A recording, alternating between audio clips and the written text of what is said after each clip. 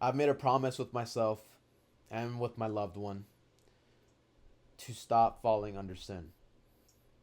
And I am imperfect, so I will still keep falling under sin. It is only natural. It is my human nature to basically be imperfect. But if there's one thing I've learned from the ebbs and flows of my trials and errors, is that I can always choose to rise back up. And it doesn't take a genius, it doesn't take a strong man to understand that the love your Creator has for you will always surpass and will always be greater than the sin you fall into.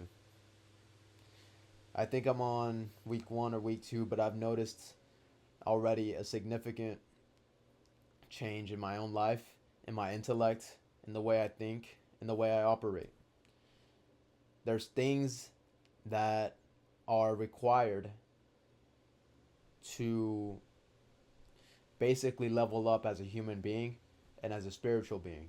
Truthfully, you have spiritual warfare going on inside of your brain, inside of your soul, and you cannot defeat the things you struggle with alone. And no matter what, for me, it's lust. I understand that no matter what I do, no matter how hard I devote myself to God, lust is always going to be there. It's natural. It's my primordial instinct to want to reproduce, to want to thrust my energy into the world. But one day you come to realize that your love for your Creator is stronger than the fleeting pleasure that you get from lust. And it's been a very long journey of struggling with this. And truthfully, one day you just get up and decide that I've struggled with this almost my entire life. It's time to truthfully end it. To stop struggling with the sin that my 11-year-old self got introduced to.